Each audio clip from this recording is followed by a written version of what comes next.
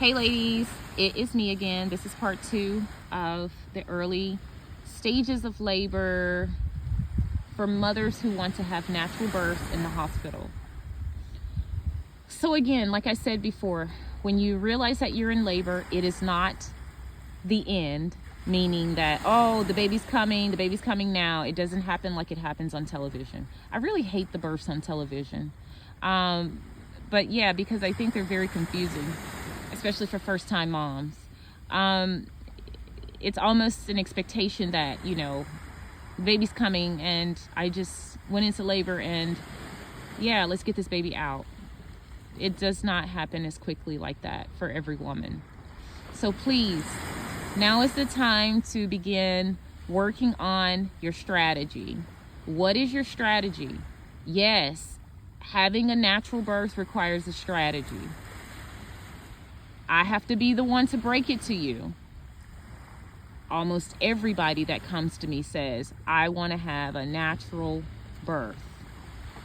Okay? Almost everyone. How many people actually do it? I'm going to let you guess that, okay? I'm not trying to be a Debbie Downer, but I'm a realist, and I like to keep it real with you because I want you to reach your goal. If your goal is to have a natural birth, this is what your preference is, I want to help you get there. And I have to be honest with you. It requires work.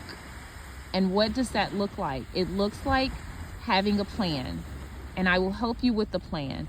But you have to be the one to carry it out. I can't do it for you. I can support you, but I can't make it happen.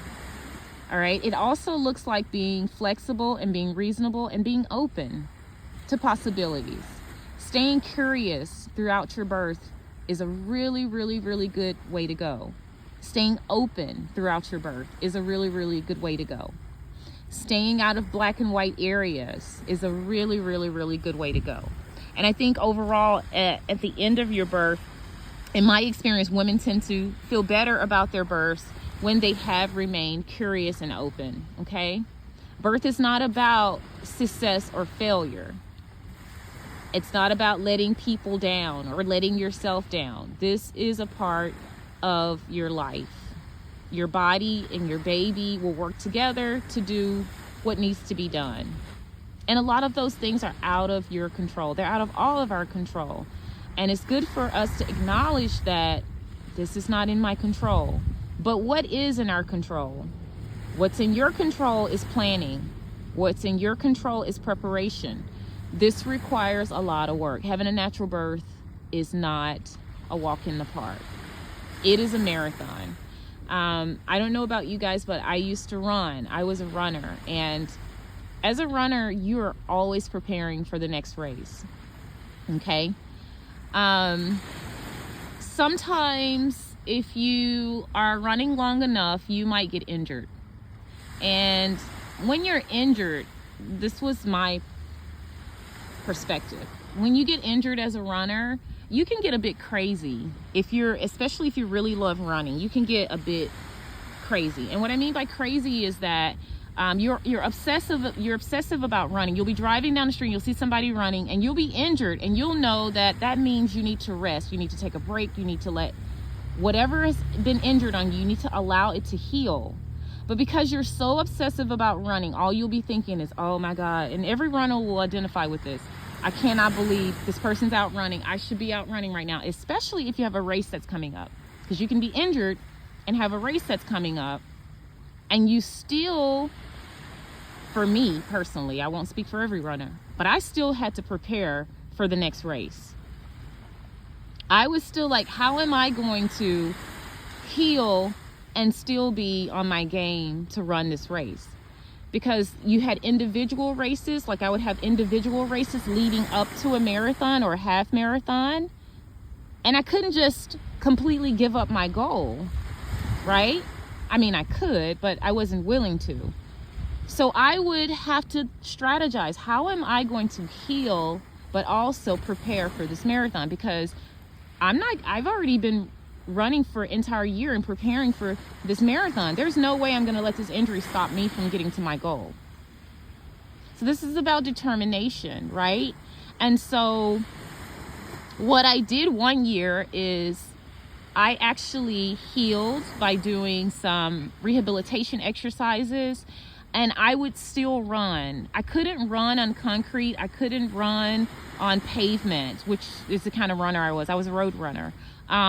So I ran in water. I would go to the pool and I would literally get the weights in my hand and I would literally run in the water because there was zero impact really. And that's how I trained. So when I came back, I think that next race I had was like a 10-miler. It was a 10-mile run. Now these are all the races leading up to a marathon. So I think you have the 10-miler, and then after the 10-miler, you do the 13-miler, which is the half marathon, and then you do the 26 miles. So you can see how close I was to the goal of my marathon. And I still trained. I healed and I trained. And that 10-miler was one of my fastest times. I think I beat a girl who had been winning that in our age group. She had been winning for years. And there were other girls that ran with me and they just couldn't beat her. And I actually beat her after an injury.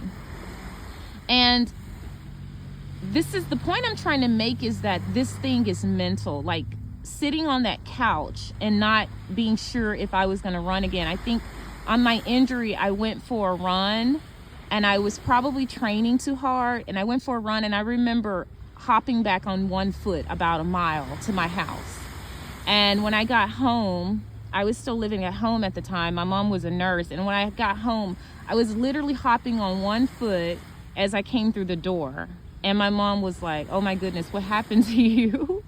And she's kind of chuckling because she thinks I'm a crazy runner person that like is just insane to be running and waking up at like 4 o'clock in the morning running anyway. So she already was like chuckling at the idea that she knew something was wrong, obviously, being a nurse, that I could not put my foot down. I literally couldn't put my foot on the ground. I couldn't make impact with the ground. And so my mom's kind of chuckling and she's like, "Oh goodness, what happened to you now?"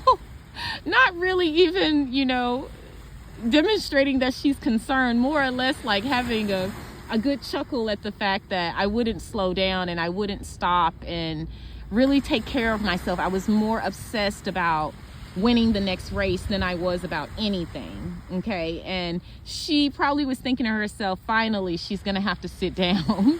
Now, this is great.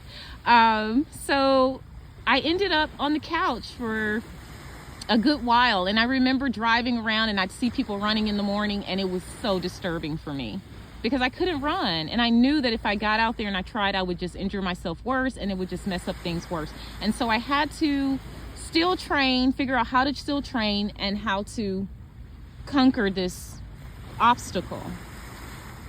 And that was the ups and downs of a marathon. And birth is like that. There are going to be ups and downs. You might go to the doctor and your provider might tell you that something has happened or something's going on, something minor, but again, it's another cluck in the system.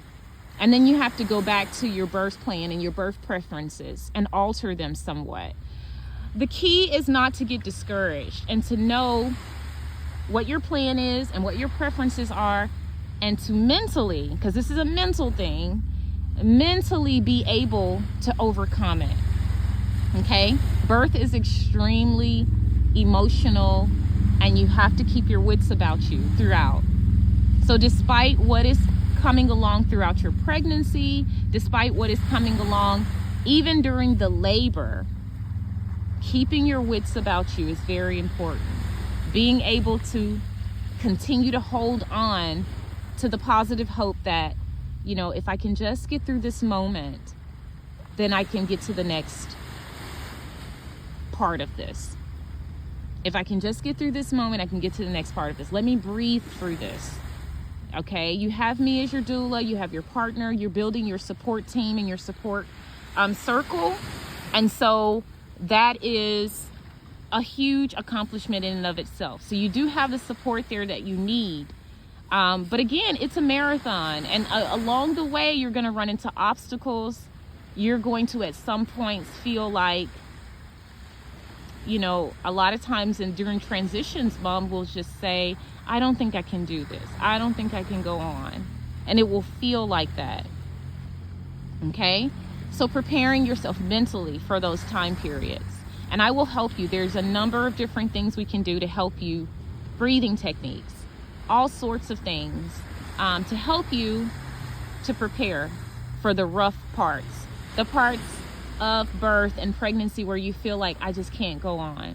You know, sometimes even when you're pregnant, I've heard moms say, you know, I'm 39 weeks and I just feel like there's no more space in me. My feet are swollen. You know, I'm having lightning crouch. I can't go anymore. I need to get this baby out. In those moments where you just feel like you can't go on, you do need to have a plan for how am I going to get through this next moment. Okay? It is a marathon, you know, 26.2 miles. You can't just get off your couch and decide you're going to run 26.2 miles. Okay? You can, but it would not be good. Even with loads and loads of training, you still know that you're running a marathon. You know, at mile 19, you know you're running a marathon. At mile 15 sometimes, you understand that you're running a marathon. And there's a finish line. But along the way, you got to keep your wits about you to get to that finish line. And a natural birth is the ultimate finish line for a lot of women. It's very trendy now. Everybody wants to do a natural birth. A lot of what we see on Insta and TikTok and Facebook is the finish line of marathons that women have run. It's the finish line. They show us the finish line. If you notice those videos you see of those natural births and those home births and, you know, even the free births, they are showing you the finish line. They're not showing you 2 days prior when the mom was vomiting or she was having diarrhea or she was nauseated or she was in, you know, a severe amount of discomfort. We don't really see that. What we see generally is them in the tub and they're sitting there and they may have their eyes closed and, you know, and they do a couple of pushes and a couple of deep breaths and here comes baby. That's the finish line, okay? So keep in mind that there was a lot of work prior and a lot of things done prior to that point. And that's where the rubber meets the road. This is the hardest things for a lot of moms. When you are in labor, sometimes you're not going to feel like getting up to walk. You're not going to feel like changing positions. Because when we're not in labor, it's easy to be like, oh, I'll do all of these positions and, oh, I want my doula to do this. And I can't tell you how many times I've gotten to the labor suite and my client does not want to move because moving is uncomfortable. Oh, if I get in this position, it's uncomfortable. And if you just sit while you're in labor and do nothing, then nothing happens. Okay, I am a strong believer that movement is extremely helpful. Oftentimes, the first thing I will want to do when I arrive to a client is go for a walk. Some clients don't want to walk. So, how do you get to the point where you can acknowledge that this is uncomfortable and that you may not want to do something like walk or change positions, but that it is helpful for you to get to the finish line? So this is what I'm talking about when I say everybody wants a natural birth, but we have to be willing to do the things it takes to get there. And also realizing that some of the things we do will contribute or won't contribute to that. I'm just going to be honest with you. I'm judging from what I've seen. So just keep that in mind. There's a lot you can't control, as in cannot, but there's a lot of things you can control. And it's a great idea to take advantage of the things that you can control, because there's not a lot that you can control in birth, but there are some specific things that you can control. Take advantage of those things. If you really want to meet this goal, do what you can, because there's so many things that you can't control. You can't control what the baby does. You can't control necessarily what position the baby's in. You know, you may have back labor. You can't control, you know, when you dilate and how much you dilate. You can't control what labor feels like to you. The lady that we see on Instagram who has, what they call an orgasmic birth, quote unquote. You can't control if your birth ends that way. You cannot control what the intensity of your contractions will be like. But you can control your breathing. You can control going to your happy place. You can control which position you're in. You can control if your doula is going, you can ask your doula to do hip squeezes. All right. You can ask your doula to pull out some tools from her doula bag. You can go for a walk with your doula and your partner. Right. So there are things you can control. Take advantage of those and use them. I don't force anybody to do anything. I will ask if there's something that I think might be helpful in the moment. If you want to do that, if you decline, I will accept it gracefully. Okay, this is your birth. So if a mom tells me, well, I don't feel like walking, or, oh, it doesn't feel good for me to get up and walk, I don't say a word. I just say, okay. I go over in the corner and eat more gummy worms until you're ready. This is how I do birth. It's completely led by you. Now, I will make suggestions, but I don't force anybody to do anything. I will say, hey, this might be helpful. What do you think about this? If you tell me you don't like it or you don't want to do it, I go over to the corner and I eat more gummy worms until you're ready for me. Okay? Or I go over and I start preparing things for the baby. I find something useful to do with my time. I begin to decorate your room. I go and get more lavender. I make the room smell good. I cut the lights down and put the candles all around. I find something productive to do when my client is not ready or not willing, okay? So that's kind of how I do. Or I may just ask you, well, what do you feel like doing? Is there anything that I can do to help you in this moment? What can I do? Because it may be something that you know that helps you that I haven't thought of. So I may ask you, and then we can do that if you want. So again, the point I'm trying to make is I don't force you into your preferences. It doesn't matter if it's in your birth plan. What matters is what you're telling me you want or feel like doing in that moment. Because at the end of the day, you can't really predict what birth is going to be like. And what you put in a plan is just that. It's just a plan. What you really feel in the moment is what counts and what matters. So I try to prepare you beforehand so you know what's important to you, and I will remind you of those things. I will remind you, hey, this is your birth preference. This was what you wanted. Are you still okay with that? If you say no or you don't want to, then we go with whatever the change in plan is for you. Okay?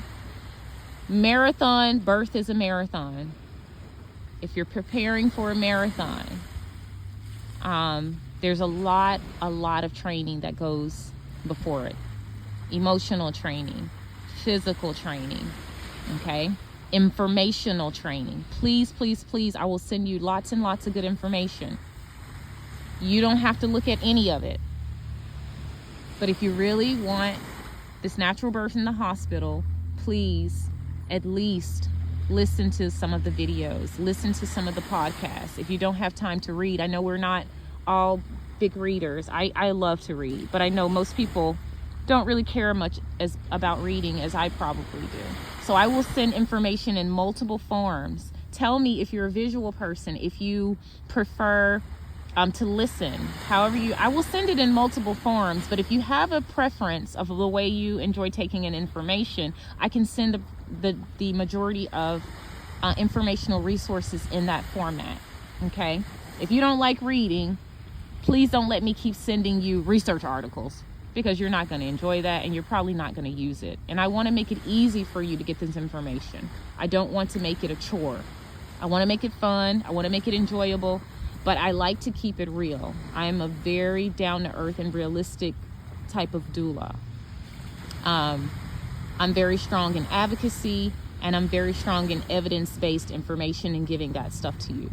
And I'm strong in helping you to meet your goal, if that's what you want to do, okay? And I believe that is what all you guys want to do, because why else would you hire me, okay? But I can also be hands-off and just support. So my agenda is to do what you need the most in that moment. And I will be constantly assessing. Well, maybe I shouldn't use the word assess.